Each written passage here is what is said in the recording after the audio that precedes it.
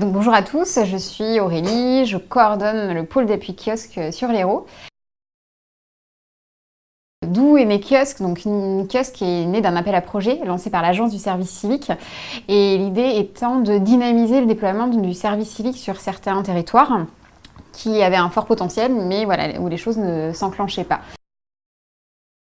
C'est la logique d'Étienne Mayer, donc il faut se remettre dans la tête d'Étienne pour essayer de décrypter ce petit nom. Je vous laisse 2 secondes. 1, 2. Du coup, kiosque, ça signifie kiosque d'information et d'orientation pour le service civique.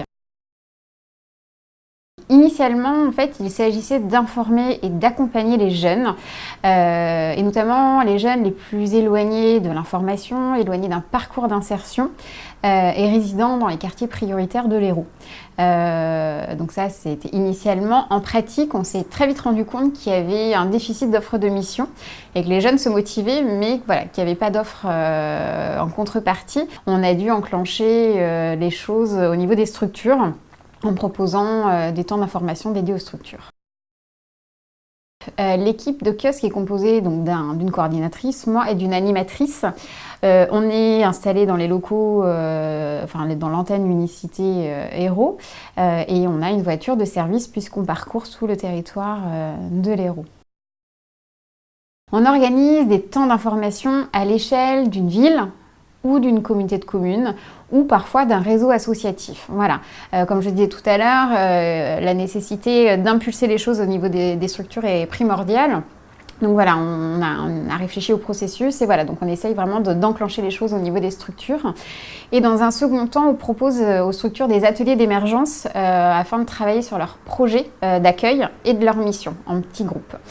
Et en parallèle, on organise plusieurs actions dédiées aux jeunes. Donc on participe aux différents événements jeunesse, aux forums jeunesse, en ayant des stands d'information sur le service civique et le dispositif kiosque.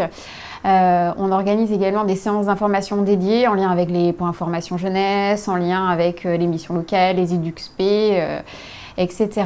Et sur certains territoires vraiment identifiés, on en a mis en place des permanences, voilà, histoire d'avoir vraiment un accompagnement plus structuré et renforcé avec les jeunes.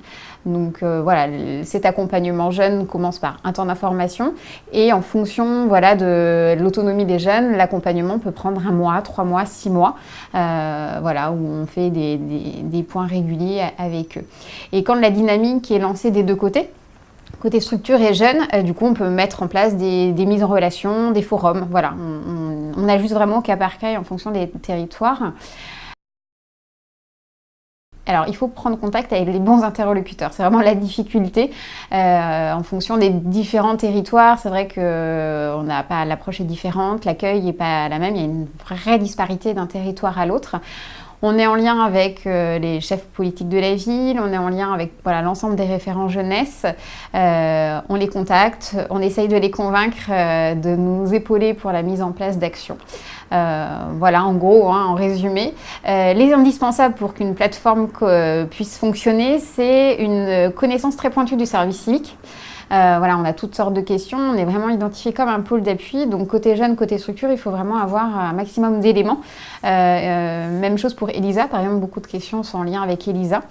Et faire une veille aussi d'informations sur le service civique pour être au courant des derniers événements. On est aussi hotline, ça veut dire qu'on reste à disposition des structures, des jeunes tout au long de la mission. Les freins identifiés, c'est réussir à convaincre en fait les acteurs des territoires et il faut qu'il y ait une volonté politique. Donc c'est amener les bons arguments, donner les bons exemples et réussir à impulser les choses. Voilà, vous savez tout. Enfin presque. Je reste à votre disposition si vous voulez plus d'éléments et je vous souhaite bon courage.